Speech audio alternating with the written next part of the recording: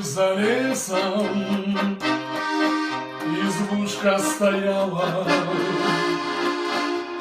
а в той избушке горел огонек,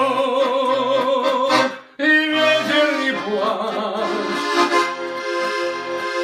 милый ветер не рад, прошлого грез